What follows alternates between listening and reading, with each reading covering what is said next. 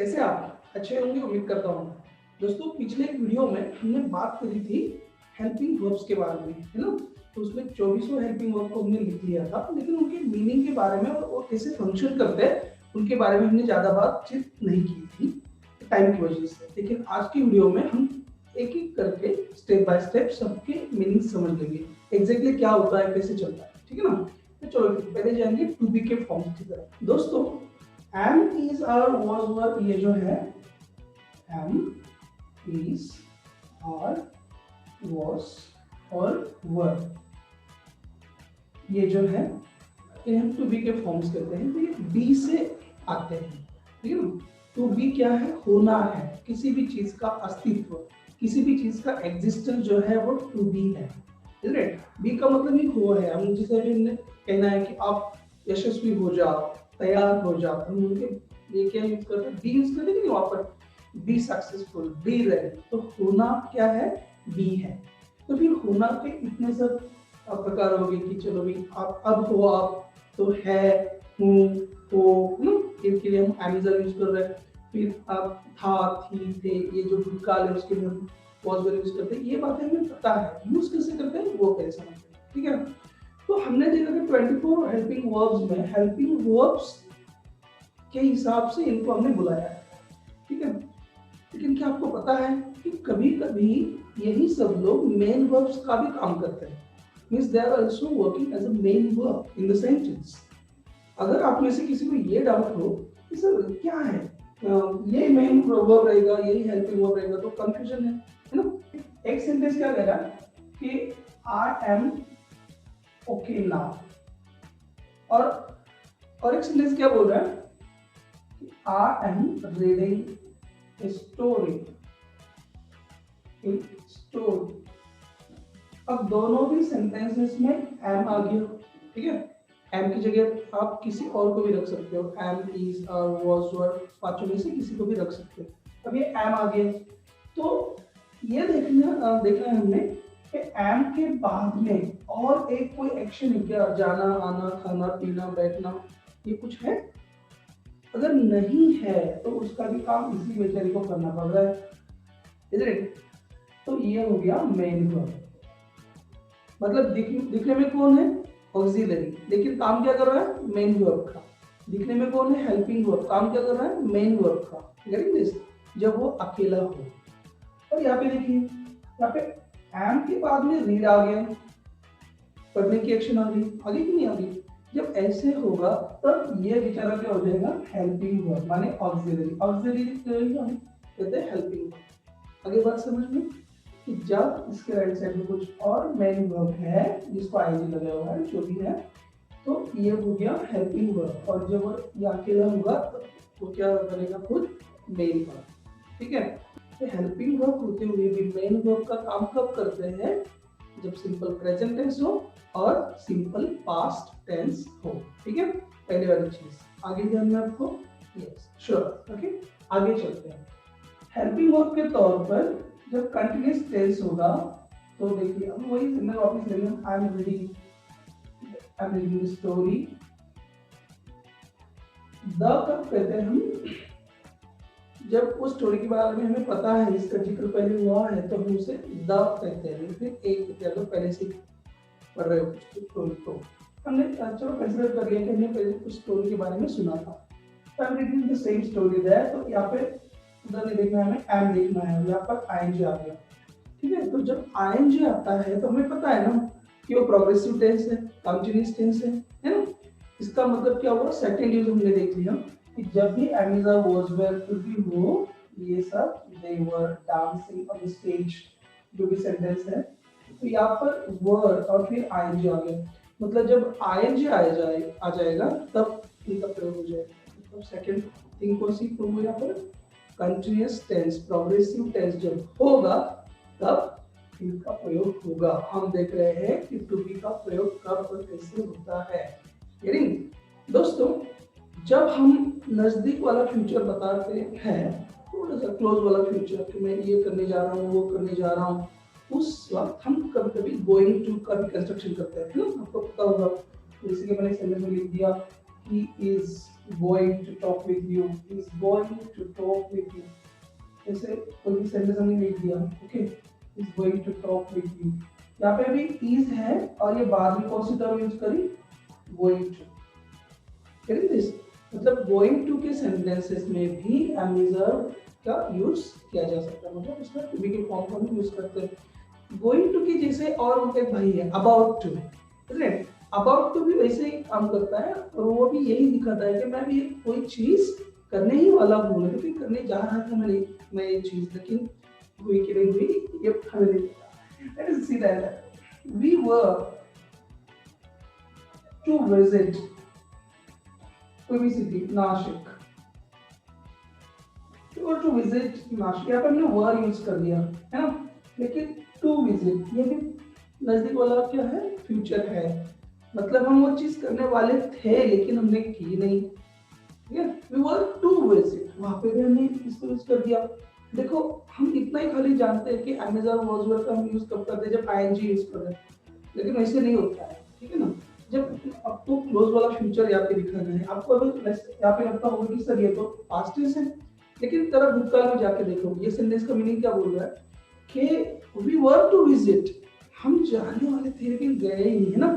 तो भूतकाल में जाके आप देखोगे तो भूतकाल में ऐसी कुछ बातें जो आप करने वाले थे, जब आप करने वाले होते किसी चीज को, तो फ्यूचर में थोड़ा थोड़ा चला जाता है ना।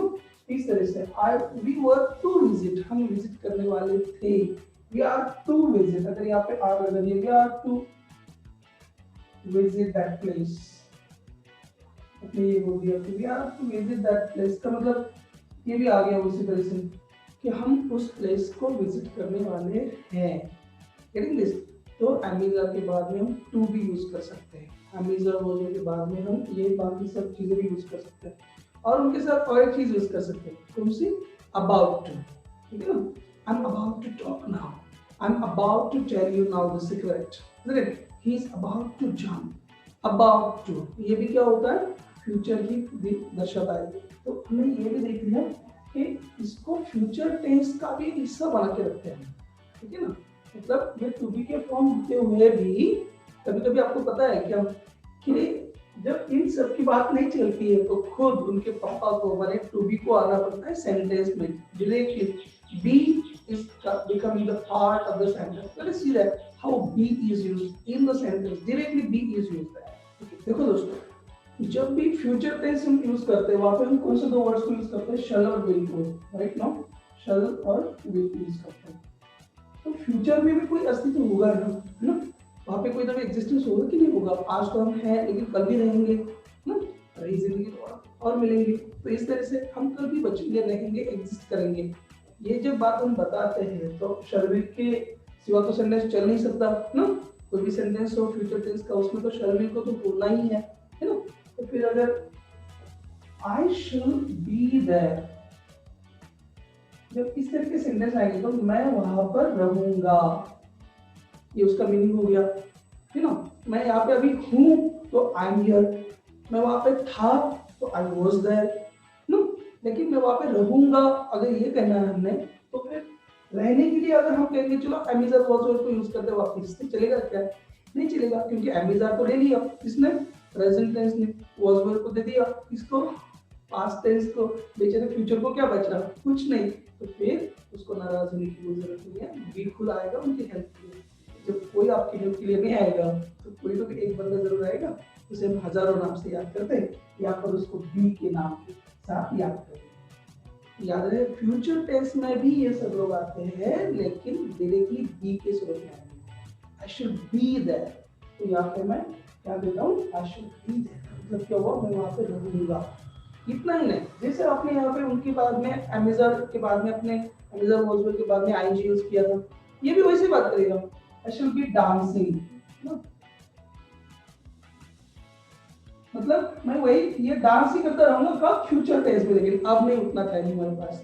तो that is the thing that, मतलब हमने ये बात देख ली कि ये जो बी है मतलब होना, टू बी हम जिसे कहते हैं, इनसे ये सब लोग तो आ गए, लेकिन इनको भी छोड़ना नहीं, इनको भी छोड़ नहीं देना, ठीक है। तो ये टू बी के फॉर्म्स है। और आपको ये बात बहुत जरूरी है पता चलना, क्या कि इतने ही टू बी के फॉर्म नहीं है, हमने 5 बोल दिया टू बी के फॉर्म तो हो गया ऐसे में लगता है, लेकिन वैसे नहीं होता है। जब देखो ना हमने यहाँ पे क्या देखा कि ये नहीं कुछ कर पाया तो बी को खुद को आना पड़ा कि नहीं आना पड़ा। उसी तरह से इसके और भी 2 भाई हैं, उनको भी कभी कभी आना पड़ता है। उनका नाम क्या पता है, एक का नाम है बीइंग और एक का नाम है बेइंग। तो ये भी तो इनकी फैमिली में आ गए। तो धीरे धीरे फैमिली बढ़ती जा रही है। गवर्नमेंट बोल रहा है कि फैमिली कम करो, लेकिन इनकी फैमिली 8 लोगों की है। ठीक से समझ लो, हेल्पिंग वर्ब्स ऑक्सिलरी में टू बी के फॉर्म्स हम जब भी करते हैं am is are was were टेक के खाली हो जाते हैं, लेकिन वैसे नहीं है। Am is are was were, ठीक है, और इनके बाद में बी, बीइंग और बेन, इन सब को मिला के बन जाएगी बी की फैमिली। हम बात कर रहे हैं कि बी एक्चुअली पैसिव वॉइस में भी यूज होता है। पैसिव वॉइस के लिए हम कोई अलग से वीडियो और बनाएंगे, लेकिन आज के लिए हम बी को समझ ले रहे हैं कि एग्जैक्टली बी कैसे काम कर रहा है, ठीक है ना। तो वो बात ठीक से समझ लो। कोई भी एक सेंटेंस है, कोई भी आप ले लो, सपोज आपने ये ले लिया, आई कंप्लीट दिस टास्क, कुछ भी, आई कंप्लीट दिस टास्क। आप में से जिनकी भी पढ़ाई अच्छी चल रही है उनको भी इसका अगर पैसिव वॉइस करने के लिए बोल दिया तो आप क्या इसका पैसिव वॉइस करोगे कि this task is completed by me, is it, this task is completed. यहाँ पे इसे ले लिया आपने, पहले आपने लिख दिया दिस टास्क, फिर बोल दिया इज कंप्लीटेड और फिर बोल दिया बाय मी। तो यहाँ पे आपको पता होने वाली बात ये चाहिए कि एम इज आर के बाद में एम इज आर हो या वाज वेयर हो, उसके तुरंत बाद इमीडिएटली आफ्टर दैट अगर कोई भी ईडी वाला शब्द आ रहा है V3 होता है, ठीक है ना। तो ये जो V3 वाले जितने भी है, टेकिन, अगर टेकिन आ गया, शेकिन आ गया, ब्रोकन आ गया, गिवन आ गया ना, तो ये वाले वर्ड्स ईएन वाले कैसे हो रहे हैं, रन, मतलब ये सब जितने भी थर्ड फॉर्म है, वैसे तो वर्ब के 5 फॉर्म होते हैं, लेकिन ये जितने भी थर्ड फॉर्म वाले वर्ब्स है डायरेक्टली अगर आ जाता है कोई भी तो वो थर्ड फॉर्म होगा। तो जब ये थर्ड फॉर्म वाला आ जाता है ना, तो ये जो है एमिजार ना, यही बी है, लेकिन हम उसको एमिजार के तरह से देखते हैं। जब कॉन्टिन्यूअस टेंस वाला कोई भी सेंटेंस हो, यहाँ पे अगर मैंने बोल दिया कि he is driving the car, इस तरह से बोल दिया he is driving the car, और आपने बोल दिया कि चलो इसका पैसिव वॉइस करेंगे, तो पैसिव वॉइस क्या आया इसमें, the car is being driven, है ना। देखो ठीक से समझ लो, बाकी मैं यहाँ पर पैसिव वॉइस नहीं बता रहा हूँ, I am not telling any passive voice here. मैं क्या बता रहा हूँ कि बी कैसे यूज होगा, ठीक है। तो यहाँ पे जब एक्टिव वॉइस में जो था कंटीन्यूअस टेंस आईएनजी वाला, उसका जब आपने पैसिव वॉइस किया तो आपने क्या नोटिस किया कि इज के बाद में क्या आ रहा है, बीइंग आ रहा है, और उसके बाद में क्या आ रहा है, एक्शन का थर्ड फॉर्म आ रहा है। दोस्तों एक सेंटेंस लेंगे, देखो मैंने यहाँ पे लिख दिया she has taken my number. अभी कोई भी सेंटेंस है कि she has taken my number, अब हम देख रहे हैं इसका पैसिव वॉइस जब हो जाता है तो बीन ऑटोमेटिकली आ जाता है, ठीक है ना। थोड़ा सा पैसिव वॉइस देख लो तब आपको इसके बारे में ज्यादा जानकारी आ जाएगी। तो पहले हमने ले लिया माय नंबर, या फिर ले लिया माय नंबर, और जैसे ही माय नंबर ले लिया, इसको हम जब भी टर्न कर रहे हैं पैसिव वॉइस में ऑटोमेटिकली बीन आ जाएगा।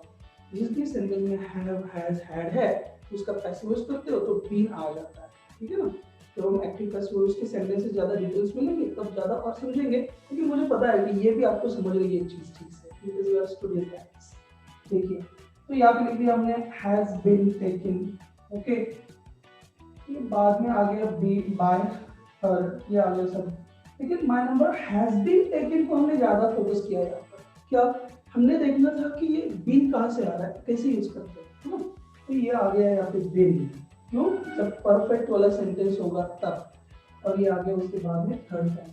तो ये बात हमें रखिएगा कि जब भी बी आएगा, हाँ, और बीइंग आएगा और बीन आएगा, तो उसके बाद में क्या फॉलो कर रहा है, एक्शन का थर्ड फॉर्म फॉलो कर रहा है, इज इट। और जब एक्शन का थर्ड फॉर्म आ जाएगा तो वो ऑटोमेटिकली क्या, देखिए दोस्तों, जब फ्यूचर टेंस की बात होगी ना, तो फ्यूचर टेंस में जब कॉन्टिन्यूस आ जाएगा तो कैसे होगा sentence, I shall be telling you, I shall be telling you, इस तरह से सेंटेंस होगा।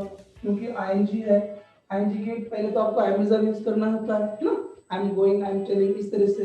लेकिन यहाँ पर तो अमेज़न नहीं आ सकता, तो उन्होंने किसको भेज दिया, बी को भेज दिया, है ना। और ये शैल भी तो उनका पेटेंट है, पिक्चर उनका फ्यूचर टेंस में पेटेंट है उनका, ये एक्टिव वॉइस है। तो आई शुड बी टेलिंग, तो हमें तो ये पता है, हमने पहले ही बात ये देख रखी है कि बी के बाद में क्या आ जाता है, अमेज़न के बाद में आईएनजी आ जाता है। फ्यूचर टेंस में अमेज़न डायरेक्टली यूज कर सकते हो आप लोग, इसलिए आपने यहाँ पे क्या यूज किया, बी यूज किया, ठीक है। तो बी के बाद में क्या आया, यहाँ पर आईएनजी आया, ठीक है।